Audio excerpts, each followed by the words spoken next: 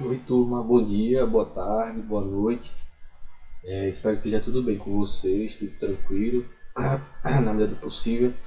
Na última aula a gente falou sobre os protocordados, é, esses cordados mais primitivos, né? E na aula de hoje a gente vai conversar um pouquinho sobre os vertebrados que estariam dentro do grupo que a gente chama dos craniatas, né? Então, na aula passada a gente estudou dois subfilhos, né, do filo cordata. Então, a gente tem o filo cordata, que é o filo dos cordados, tem aquelas características, né, presença do notocorda, em um dos fases de sua vida, né, presença da notocorda, do tubo neural, os fendas branquiais, da cauda, que são aquelas características de todos os cordados, né. Então, a gente estudou na aula passada os dois subfilhos, né, que eles chamavam dos protocordados, né, que a gente estudou o urocordata, né, que são os urocordados, e os cefalocordados, que seriam esses protocordados, né? Que não tinha a presença do crânio e da coluna vertebral. Né? Na aula de hoje a gente vai começar e até a última aula a gente vai estudar, né, o terceiro subfilo. Né? Então a gente tem o filo craniata, desculpa, tem o filo cordata, aí a gente viu os protocordados, que são dois subfilos, urocordata e cefalocordata, e hoje a gente vai começar, hoje a gente vai estudar quais são as características do terceiro subfilo, que era o craniata, e a gente vai começar a ver algumas classes desse subfilo, até a gente chegar ao fim, né, do estudo dos animais, e a gente vai concluir lá com os mamíferos.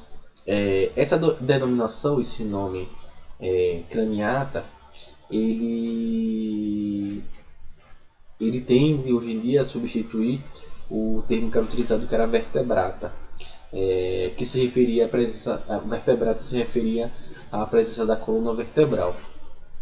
O motivo dessa substituição é que existe um grupo de animais dentro desse grupo, que são os peixes bruxa, que eles estão incluídos no subfilo craniata, que são cordados que têm crânio, mas eles não têm coluna vertebral.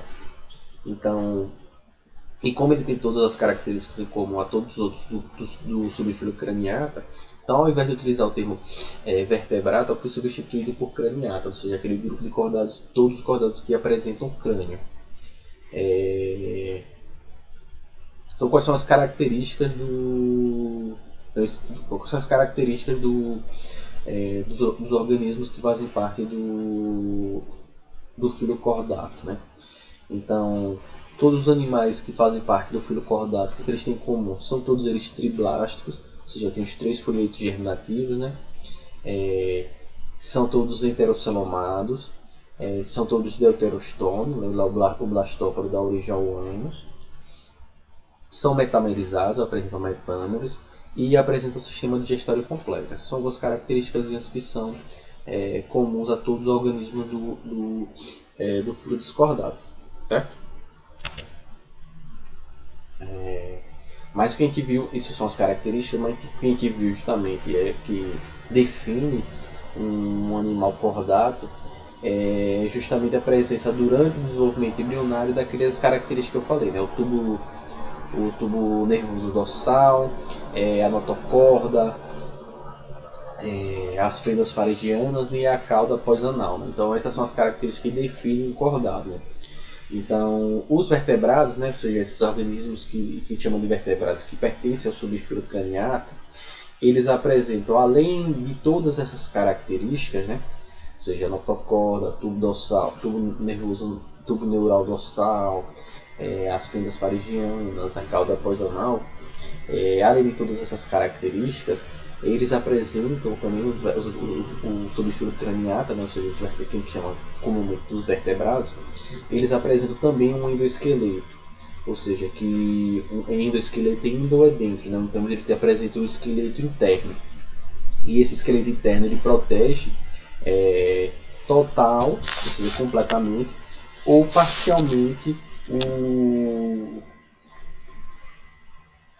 o sistema nervoso central, né? Ou seja, o encéfalo e a coluna vertebral, e desempenha um papel relevante no corpo. O segundo esqueleto, além de fazer essa proteção, sustentar o corpo, ele protege essas estruturas do sistema nervoso. que aqui é um exemplozinho, né? Então, todos os membros do filo Craniatas, que são conhecidos popularmente como os vertebrados, eles apresentam um esqueleto bem desenvolvido, certo? De origem mesodérmica, ou seja, surge da mesoderme, e que está situado internamente no corpo desses animais, então um endoesqueleto, ou seja, um esqueleto interno. Né? O suporte do corpo, que é promovido pelo endoesqueleto, ele favorece o crescimento, o que explica, por exemplo, que porque vários vertebrados são, em média, bem maiores do que os invertebrados, é explicado pelo crescimento do esqueleto. E além disso tudo, né, o esqueleto dos vertebrados está altamente integrado ao sistema muscular, né? Então garantindo assim uma grande capacidade de movimentação, uma das características mais marcantes do grupo dos craniatas. Essa movimentação que vocês viram lá no passado quando a gente estudou o tecido muscular. O eixo corporal dos vertebrados, né, é definido pela coluna vertebral, ou seja, a partir da coluna vertebral deles a gente define o eixo corporal, né? Então o eixo corporal deles é definido pela coluna vertebral, que apresenta um crânio em sua extremidade anterior. Vai ter lá seu crânio aí, como vocês estão vendo os crâniozinhos aí dos bichinhos aí, né? Então juntos, né, a combinação crânio e coluna vertebral, ela constitui o que a gente chama de esqueleto axial, né? Ou seja, o eixo, certo? E além de definir o eixo do corpo, o esqueleto axial ele protege o sistema nervoso central, né? O sistema nervoso central, para lembrar lá, é formado pelo encéfalo, os órgãos do encéfalo que ficam na cabeça, né? O cérebro, o cerebelo, o bulbo, ponta encefálica, por aí vai. E a coluna vertebral vai proteger a medula espinhal, que passa por dentro, né, das vértebras. O crânio ele é localizado, né, que a gente chama como da cabeça, né, e aí ele vai ter duas partes, né, o que a gente chama do neurocrânio, ou a caixa craniana, e o esplancnocrânio, ou crânio visceral. Né. O neurocrânio ele vai ser constituído por placas ósseas, né, ou cartilaginosas, né, dependendo do vertebrado, que elas vão estar encaixadinhas entre si, né, e forma as estruturas ovoide, né, em forma de ovo que a gente tem na nossa cabeça, que vai estar o encéfalo e os órgãos dos sentidos, né, os olhos, o cérebro, por aí. E o esplancnocrânio ele vai constituir essa parte aqui da nossa mandíbula e da nossa maxila, né? E de várias estruturas que vão servir para sustentar, né, a parte anterior, a parte de cima do tubo digestório. Esse esplancnocrânio, que está se falando aqui da nossa mandíbula, maxila, a mandíbula aqui é a que mexe, ele surgiu durante a evolução dos vertebrados, da transformação gradual, né, dos primitivos, né? Eles tinham uma boca circular em formato de arcos, né? A partir principalmente da faringe e dos arcos branquiais. Né?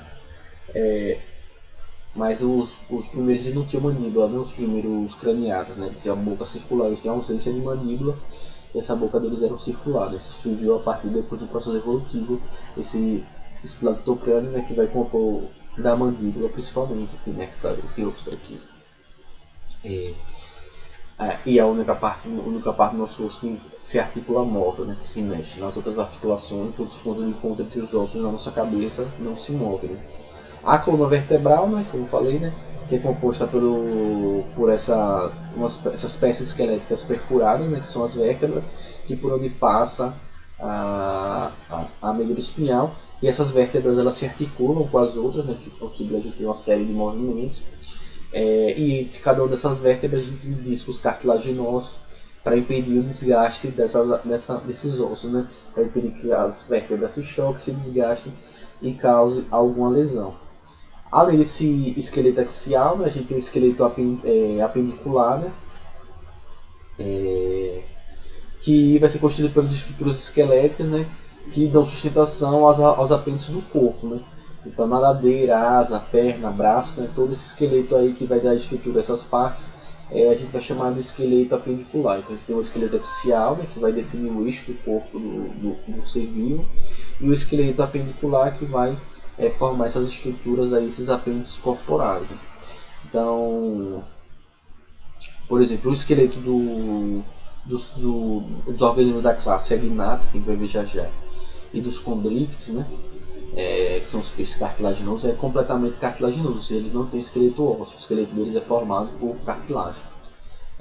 Os peixes cartilaginosos, que a gente vê na próxima aula, é o caso do tubarão, por exemplo, tubarão, raia.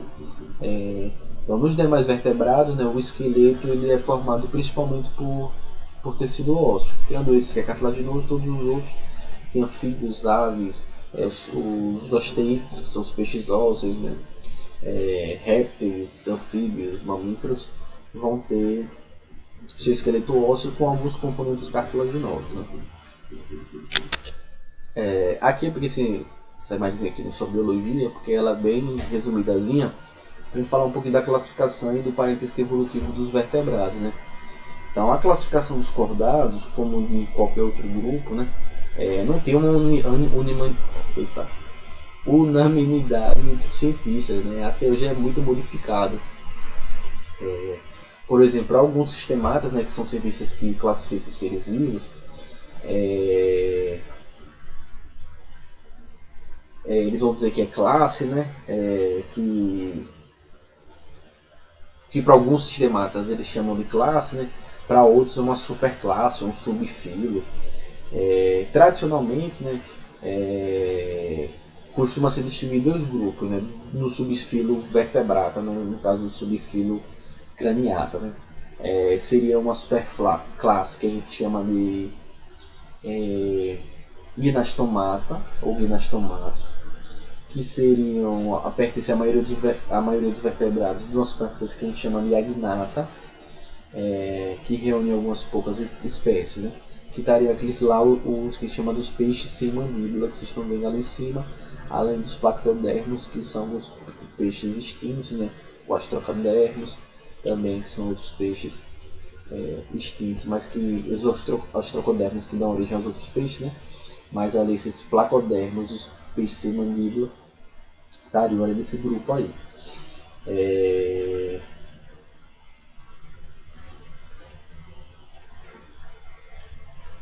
Então, esse gnastomata seriam todos os outros, os peixes cartilaginosos, peixe ósseo, anfíbio, répteis, aves, mamíferos, são aqueles organismos que têm mandíbula. E os agnatos, que está lá os peixes sem mandíbula, são os peixes que não têm a mandíbula, que tem aquela boca circular. Então a gente separa eles nessas duas superclasses que estão acima da classe. Né? Então a gente tem o subfilo craniata, a gente teria a superclasse gnastomata, que seriam dos peixes cartilaginosos até os mamíferos, e os agnatos, que seriam esses peixes sem mandíbula, que seria essa superclasse aí. Então esse agnato seria o sem mandíbula, né? Então entre esses sem mandíbulas que estão lá, os peixes sem mandíbula lá no canto, entre os agnatos, a gente teria algumas classes, né?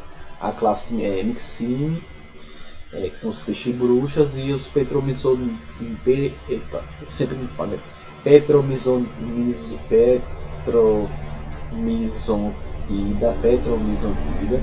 que são as lampreias, né? Então a gente estaria nesses peixes sem mandíbula, nos agnatos as lampreias e os peixes bruxas.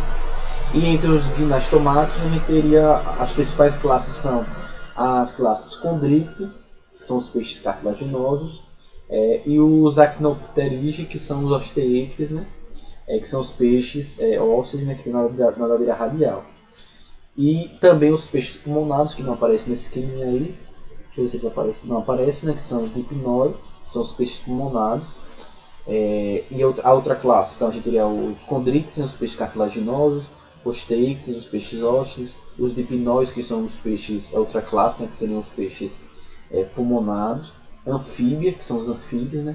A classe Reptilia, que são os répteis, as aves, que são as aves, e os mamíferos, e mamália, que são os mamíferos. Né?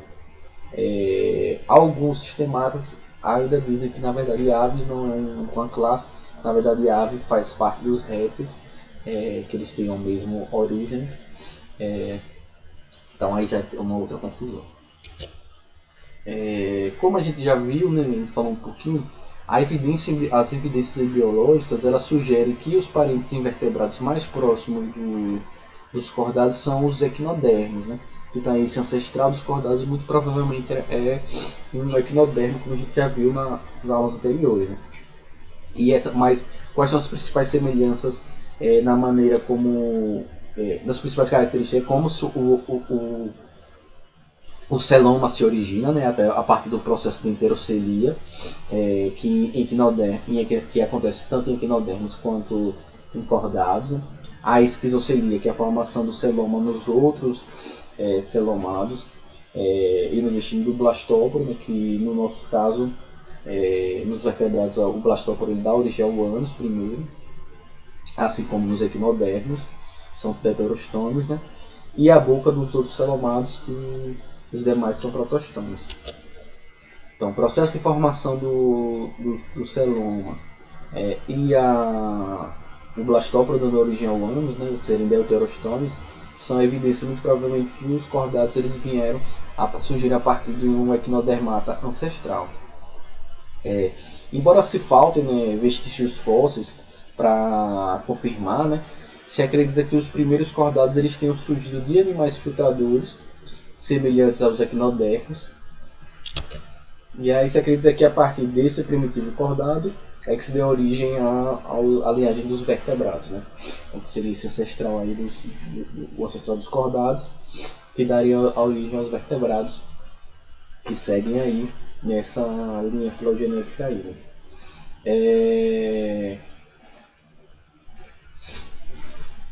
Então a partir daí a gente teria, né, surgir os vertebrados, né, sem mandíbula, né, os agnatos, e depois todos os outros que apresentam mandíbula, né? Então muito provavelmente de um ancestral, o que é que você mais está mostrando? Que de um ancestral surgiram os agnatos, né, os peixes, esses animais sem mandíbula, e a partir daí uma outra linhagem veio para dar origem a esses ostracodermos, né, que lembram os agnatos atuais. Então como é que a gente vê isso aí? Então tem esse ancestral comum, deu origem aos agnatos, certo? Lá em cima, os peixes sem mandíbula. Se acredita que os ostracodermos eram peixes sem mandíbulas, parecidos com os agnatos atuais, mas se acredita que eles muito provavelmente foram os organismos que deram origem aos primeiros, que a partir deles surgiu a mandíbula, né? Então os ostracodermos seriam os ancestrais dos organismos dos primeiros organismos que foram surgir com mandíbula, né? Os primeiros vertebrados com mandíbula são os placodermos, vocês podem ver aí, e muito provavelmente a partir dos placodermos é que veio a surgir a linhagem dos peixes, né, os peixes cartilaginosos ósseos. Os peixes eles evoluíram a princípio nos mares e depois eles invadiram os ambientes de água doce. E é muito provavelmente a partir desses peixes que vivem em água doce que surgiram os primeiros organismos aquáticos no ambiente terrestre, e dando origem primeiramente à linhagem dos anfíbios, e a partir daí a linhagem dos anfíbios, e a partir desses anfíbios primitivos a linhagem dos répteis e das aves, e desses répteis primitivos, né, os mamíferos e os répteis modernos e as aves modernas. Certo? Então aí um panoramazinho da evolução. Os agnatos são esses vertebrados primitivos, né, sem mandíbula, como eu falei. Eles têm corpo cilíndrico e alongado, o esqueleto deles é cartilaginoso. Seus principais representantes, como eu falei para vocês, tem os peixes bruxas, que são esses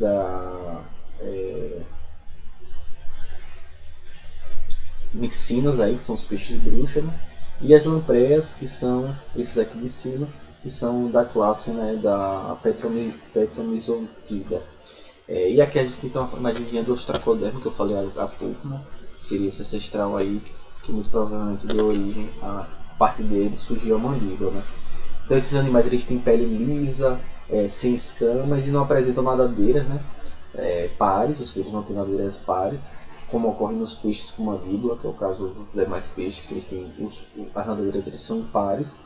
Há apenas uma ou duas nadadeiras no dorso e uma na cauda, como vocês podem observar aqui na imagem de cima. Então, a boca deles é circular, eles não têm mandíbula, né? Então tem uma boca circular, que é por isso também eles são também chamados de ciclostomados, por causa ciclostomado seria essa boca circular, né? E eles têm as suas brânquias que se abrem também aqui nos orifícios laterais, na região anterior, ou seja, na parte da frente do corpo deles. Uma característica que eles têm é a presença da notocorda durante toda a vida. Então aí são esses agnatos. Então na próxima aula a gente vai ver a classe dos peixes com mandíbula, né? A gente vai falar do Osteichthyes, Chondrichthyes e dos Dipnoi, certo? Então qualquer dúvida que vocês tiverem com relação a isso, é só entrar em contato comigo. Eu tiro a dúvida de vocês. Fiquem bem e até a próxima aula.